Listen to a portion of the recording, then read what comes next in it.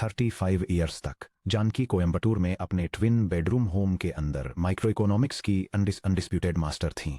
एक textile mill supervisor के रूप में अपने हस्बैंड की 40,000 रुपीस की मॉडेस्ट मंथली सैलरी पर वह डेली रिसोर्स एलोकेशन के मिरेकल्स करती थीं।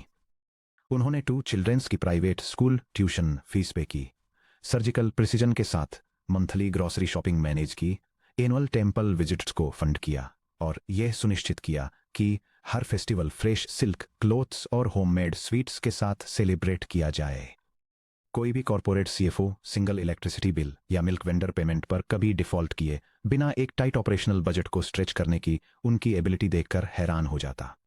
फिर भी 3 डिकेड्स में मिलियंस ऑफ रुपीस मैनेज करने के बावजूद जानकी के पास फाइनेंशियल पावर का कोई एक्सेस नहीं था।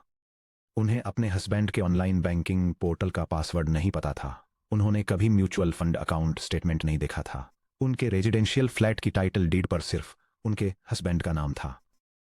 बैंक लॉकर में रखी 3 लाख रुपीस वर्थ की गोल्ड ज्वेलरी को लीगली उनका स्त्रीधन माना जाता था, लेकिन प्रैक्टिकली इसे एक्सेस करने के लिए उनके हस्बैंड और ब्रदर्स इन लॉ के साथ एक इनफॉर्मल काउंसिल मीटिंग की जरूरत होती थी। इस अरेंजमेंट की फ्रेजिलिटी नवंबर 2020 की एक ट्यूसडे इवनिंग को तब सामने आई जब उनके हस्बैंड को एक मैसिव इस्केमिक स्ट्रोक हुआ।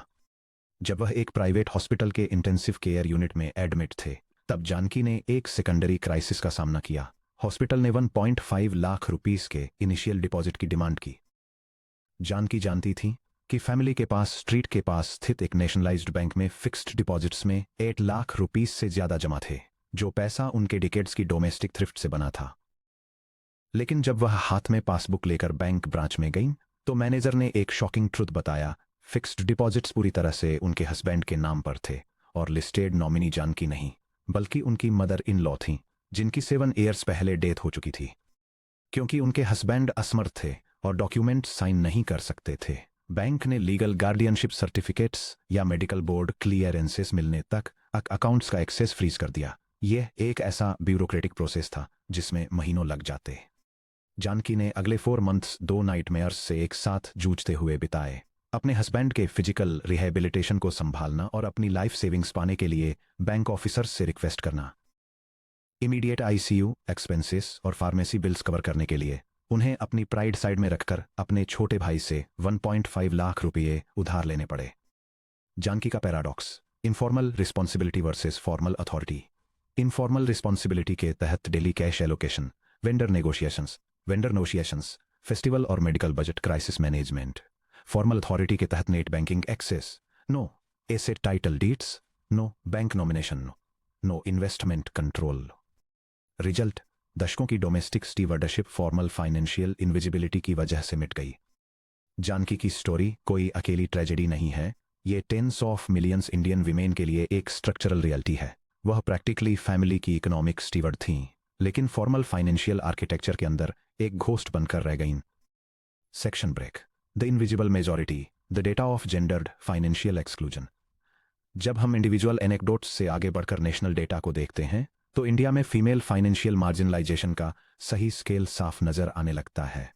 वर्ल्ड बैंक के ग्लोबल फाइंडेक्स डेटाबेस के डेटा के अकॉर्डिंग भले ही गवर्नमेंट फाइनेंशियल इंक्लूजन ड्राइव्स की वजह से इंडियन विमेन के बीच बैंक अकाउंट ओनरशिप काफी बड़ी है, लेकिन सिर्फ 33% इंडियन विमेन ही एक्टिवली अपना इंडिपेंडेंट बैंक अकाउंट यूज करती हैं।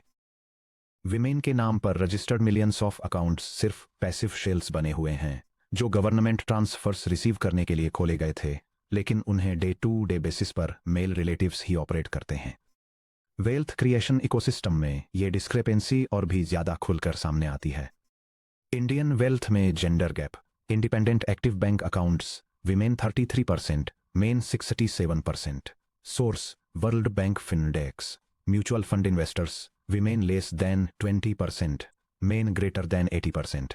Source, SEBI industry reports. Securities and exchange board of India यानी सेबी के डेटा से पता चलता है कि पूरे देश में इंडिविजुअल म्यूचुअल फंड इन्वेस्टर्स में विमेन लेस देन 20% हैं। हाई ग्रोथ इक्विटी मार्केट में, जो लॉन्ग टर्म में इन्फ्लेशन से ऊपर वेल्थ कंपाउंड करने का सबसे इफेक्टिव व्हीकल है, वहां प्राइमरी अकाउंट होल्डर्स के रूप में विमेन लगभग पूरी तरह गायब हैं। यह सिस्टमिक एक्सक्लूजन 3 आपस में जुड़े हुए इंस्टीट्यूशनल, कल्चरल और लीगल फेलियर्स पर टिका हुआ है। Section break. The 3 pillars of female financial marginalisation. Female exclusion के 3 पिलर्स। कल्चरल फेलियर सेविंग तो ठीक है, लेकिन इन्वेस्टिंग आदमियों के लिए है। फ्रूगैलिटी वर्सेस रिस्क या wealth. Plus institutional failure, advisers male head से बात करते हैं और प्रोडक्ट्स फीमेल करियर ट्रैजेक्टरीज को इग्नोर करते हैं। प्लस लीगल फेलियर, अवेयरनेस की कमी की वजह से पेपर पर मौजूद इक्वल लॉज प्रैक्टिस में इग्नोर कर दिए जाते हैं। The cultural failure, gendered financial roles. बचपन से ही इंडियन फैमिलीज में फाइनेंशियल एजुकेशन सख्त जेंडर लाइंस के हिसाब से बंटी होती है। बेटियों को किफ़ायती होने की सीख, बजट को कैसे स्ट्रेच करना है, किचन के डिब्बों में फिजिकल कैश सेव करना और फिजूल खर्ची से बचना सिखाया जाता है। इसके विपरीत बेटों को asset accumulation, real estate, business risks और फाइनेंशियल रिटर्न्स जैसे सी चर्चाओं से एक्सपोज किया जाता है। यह एक साइकोलॉजिकल बैरियर क्रिएट करता है। महिलाओं को पैसों को प्रिजर्वेशन और डिफेंस के नजरिए से देखना सिखाया जाता है, जबकि पुरुष पैसों को ग्रोथ और एक्सपेंशन के नजरिए से देखते हैं।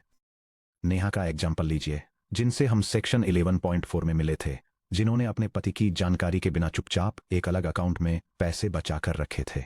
सोसाइटी अक्सर ऐसी हिडन सेविंग्स को धोखे के रूप में फ्रेम करती है।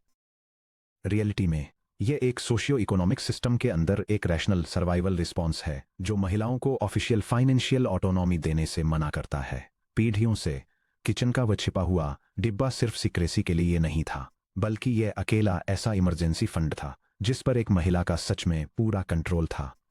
द इंस्टीट्यूशनल फेलियर, पुरुषों द्वारा पुरुषों के लिए बनाए गए सिस्टम्स।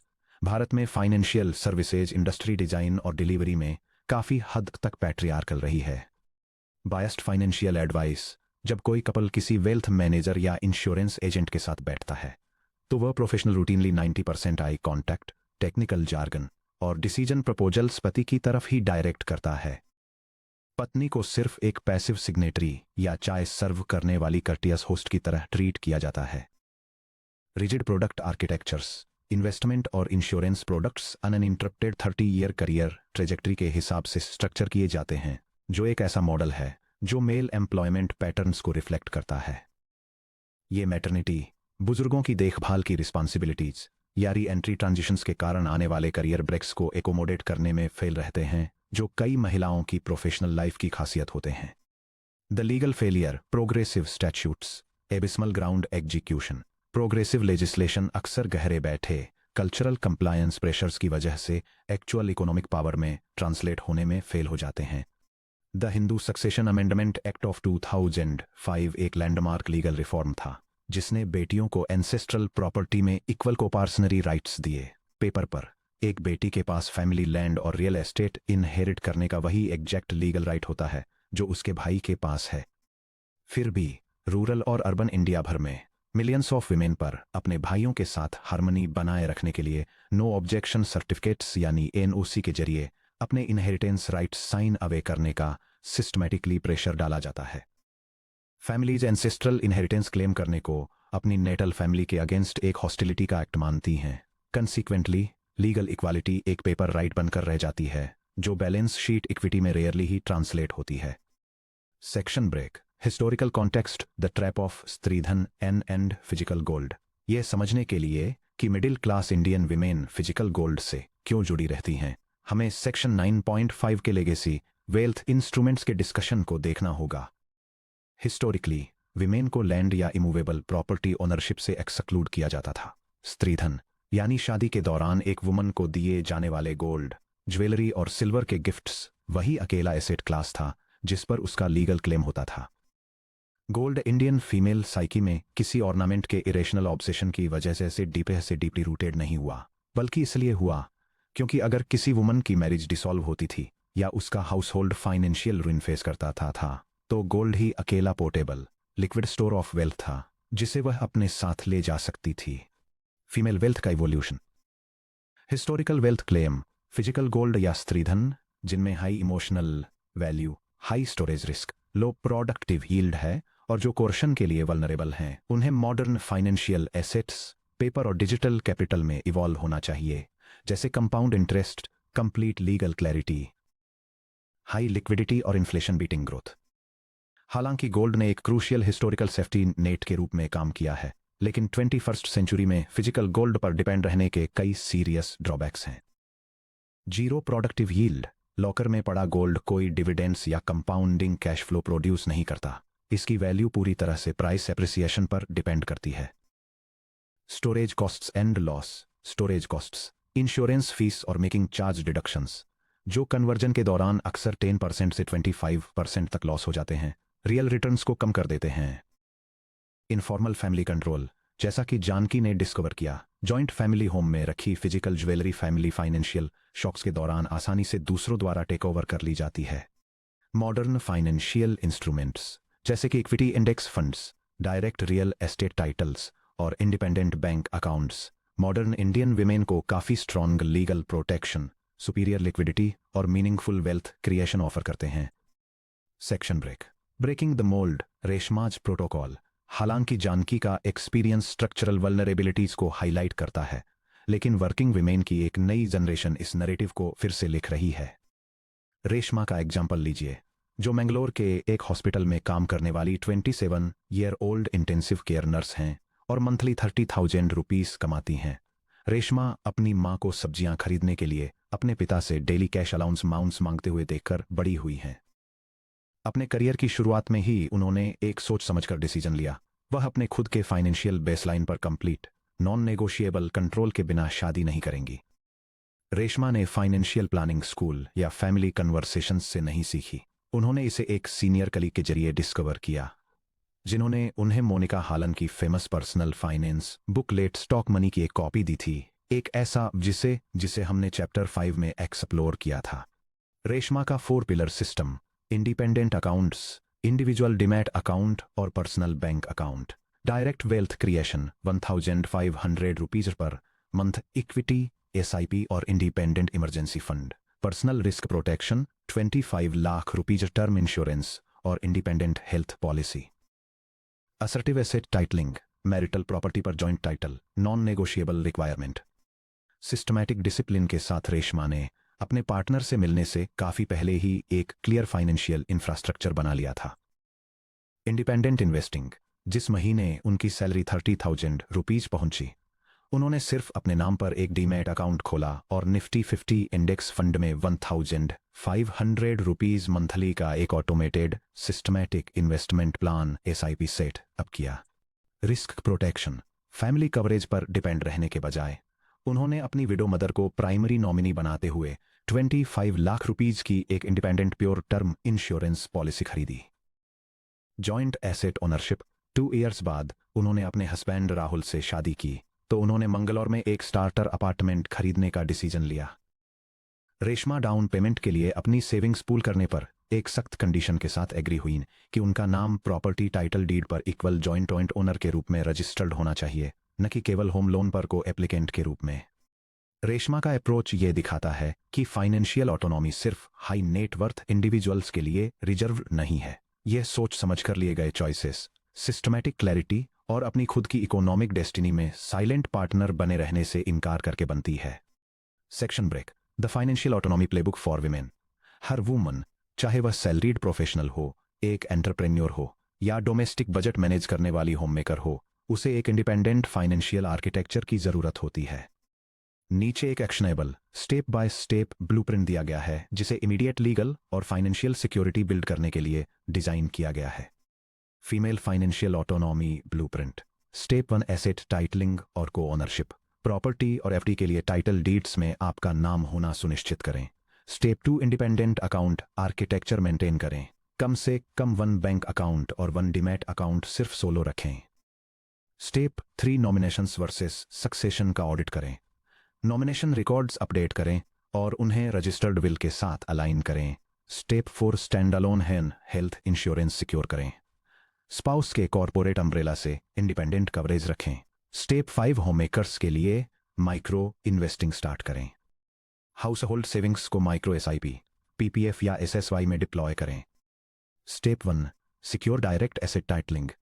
कभी भी किसी फैमिली एसेट में फाइनेंशियल कैपिटल कंट्रीब्यूट न करें, चाहे वह रेजिडेंशियल फ्लैट हो, लैंड प्लॉट हो या लॉन्ग टर्म फिक्स्ड डिपॉजिट हो, जब तक कि लीगल ओनरशिप डॉक्यूमेंट पर आपका नाम स्पष्ट रूप से न लिखा हो।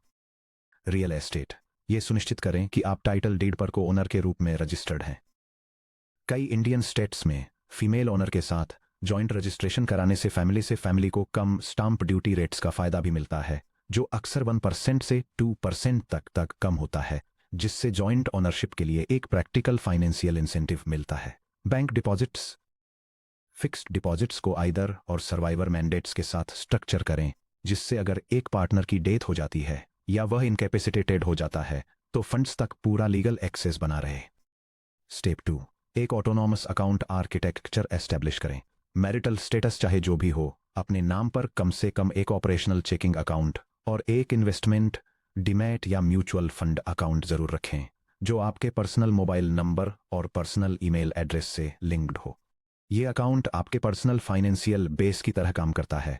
ये सुनिश्चित करता है कि डोमेस्टिक डिस्प्यूट, स्पाउस की अचानक डेथ या लीगल फ्रीज की सिचुएशन में भी आपको लिक्विडिटी तक तुरंत और बिना किसी रुकावट के एक्सेस मिलता रहे। स्टेप 3, नॉमिनेशन वर्सेस सक्सेशन की लीगल रियलिटीज को समझें। मिडिल क्लास इंडियन फैमिलीज में सबसे आम लीगल गलतफहमियों में से एक है नॉमिनी को बेनिफिशियरी समझ लेना। नॉमिनी वर्सेस बेनिफिशियरी, ये एक क्रिटिकल डिस्टिंक्शन है। नॉमिनी, जो एक ट्रस्टी या कस्टोडियन की तरह काम करता है, अकाउंट होल्डर की डेथ होने पर बैंक से फंड्स रिसीव करता है और उसे ये फंड्स लीगल हेयर या बेनिफिशियरी को ट्रांसफर करने होते हैं, जो कि अल्टीमेट लीगल ओनर है और जिसके पास वैलिड विल या सक्सेशन लॉज के बेसिस पर एसेट्स रखने का लीगल राइट होता है। एक नॉमिनी सिर्फ एक ट्रस्टी होता है। इंडियन लॉ के तहत अकाउंट होल्डर की डेथ पर बैंक या इन्वेस्टमेंट प्लेटफॉर्म केवल अपनी लायबिलिटी डिस्चार्ज करने के लिए नॉमिनी को फंड्स पे करता है। नॉमिनी एक कस्टोडियन की तरह काम करता है, वे ऑटोमेटिकली उस पैसे के अल्टीमेट लीगल ओनर नहीं होते। लीगल हेयर एसेट का ओनर होता है। किसी एसेट की अल्टीमेट ओनरशिप एक वैलिड विल से तय होती है या विल न होने की स्थिति में पर्सनल सक्सेशन लॉज जैसे कि हिंदू सक्सेशन एक्ट या इंडियन सक्सेशन एक्ट से तय होती है। एक्शन आइटम, सुनिश्चित करें कि सभी फैमिली अकाउंट्स में आपका नाम नॉमिनी के रूप में लिस्टेड हो, लेकिन इसके साथ ही यह भी सुनिश्चित करें कि फैमिली मेंबर्स एक क्लियर रजिस्टर्ड विल एग्जीक्यूट करें जो स्पष्ट रूप से वे एसेट्स आपके नाम छोड़ती हो। Step 4, secure independent health coverage. Husband की corporate group health insurance policy पर पूरी तरह से डिपेंड रहने से बहुत बड़ा रिस्क रहता है। अगर उनकी जॉब चली जाती है, वो एम्प्लॉयर चेंज करते हैं या मैरिटल सेपरेशन होता है, तो आपका मेडिकल कवरेज रातों रात खत्म हो जाता है। एम्प्लॉयर कवरेज के अलावा एक stand alone personal family floater या individual health insurance policy maintain रखें। लाइफ में अर्ली एज में हेल्थ कवरेज लेने से प्रीमियम कम लॉक हो जाता है और हेल्थ कॉम्प्लिकेशंस अराइज होने से पहले प्री एग्जिस्टिंग कंडीशंस के लिए वेटिंग पीरियड रिक्वायरमेंट्स पूरी हो जाती हैं। स्टेप 5, होममेकर्स के लिए माइक्रो इन्वेस्टिंग फ्रेमवर्क्स इंप्लीमेंट करें। अगर आप ट्रेडिशनल मंथली सैलरी ड्रॉ नहीं करती हैं, तो हाउस होल्ड बजट सेविंग्स को लॉन्ग टर्म इन्वेस्टमेंट एसेट्स में ट्रांसफॉर्म करें। Various investment options minimum entry amount और की बेनिफिट्स के मामले में अलग अलग होते हैं। पब्लिक प्रोविडेंट फंड या पीपीएफ में पर ईयर 500 रुपीस का मिनिमम एंट्री अमाउंट चाहिए होता है और यह इंडिया की सोवरेन गारंटी के साथ टैक्स फ्री रिटर्न्स ऑफर करता है। एक इक्विटी म्यूचुअल फंड एसआईपी में पर मंथ 100 से 500 रुपीस की जरूरत होती है, जो इन्फ्लेशन को बीट करने वाली लॉन्ग टर्म ग्रोथ प्रोवाइड करता है। फाइनली, सुकन्या समृद्धि योजना या एसएसवाई का per year minimum entry amount 250 rupees है, जो 10 ईयर्स से कम एज की बेटियों के लिए high tax free interest rates offer करता है। इन व्हीकल्स में छोटे कंसिस्टेंट अमाउंट्स रिडायरेक्ट करके होममेकर्स बिना परमिशन या कैश हैंडआउट्स पर डिपेंड हुए टाइम के साथ इंडिपेंडेंट कैपिटल पूल बना सकती हैं। Section break, the compounded crisis, bridging to the next challenge. जब किसी वुमन को उनकी अर्ली और एडल्ट ईयर्स के दौरान स्ट्रक्चरल फाइनेंशियल डिसीजंस से एक्सक्लूड किया जाता है, तो एज बढ़ने के साथ इकोनॉमिक कॉन्सिक्वेंसेस ड्रामेटिकली कंपाउंड होते हैं। जानकी जैसी विमेन मिडिल एज के दौरान सिर्फ एक्यूट फाइनेंशियल स्ट्रेस ही फेस नहीं करती, बल्कि वे जीरो इंडिपेंडेंट वेल्थ, बिना किसी पर्सनल पेंशन और दूसरों पर पूरी फाइनेंशियल डिपेंडेंस के साथ रिटायरमेंट की तरफ कदम बढ़ाती हैं। क्योंकि इंडिया में विमेन की एवरेज लाइफ एक्सपेक्टेंसी मेन से ज्यादा होती है, लाखों विमेन अपने स्पाउस से एक डिकेड या उससे भी ज्यादा टाइम तक ज्यादा जीती हैं और अपने फाइनल ईयर्स इकोनॉमिकली वल्नरेबल होकर अपने एडल्ट बच्चों पर डिपेंडेंट बिताती हैं। ये एक सिस्टमिक स्ट्रेन क्रिएट करता है जो जनरेशंस तक फैलता है। जब पेरेंट्स बिना किसी स्ट्रक्चरल रिटायरमेंट पोर्टफोलियो या इंडिपेंडेंट हेल्थ केयर फंडिंग के अपने 60s और 70s में पहुंचते हैं तो फाइनेंशियल रिस्पॉन्सिबिलिटी सीधे उनके एडल्ट बच्चों के कंधों पर आ गिरती है। ऐसे यंग एडल्ट्स जो साइमल्टेनियसली अपनी खुद की फैमिली रेज करने और अपने करियर लॉन्च करने की कोशिश कर रहे होते हैं। यह बात हमें इंडियन मिडिल क्लास के एक ऐसे फाइनेंशियल ट्रुथ की तरफ ले जाती है जिस पर कभी ध्यान नहीं दिया गया। हमारे समाज में रिटायरमेंट शायद ही कभी एक इंडिविजुअल फाइनेंशियल प्लान की तरह स्ट्रक्चर होता है। इसके बजाय इसे एक इनफॉर्मल इंटरजनरेशनल बार्गेन की तरह मैनेज किया जाता है। अगले सेक्शन में हम इस रियलिटी का सीधे सामना करेंगे। 11.7 रिटायरमेंट कोई वेस्टर्न कॉन्सेप्ट नहीं है। आपके पेरेंट्स का बुढ़ापा आपकी फाइनेंशियल प्रॉब्लम क्यों है?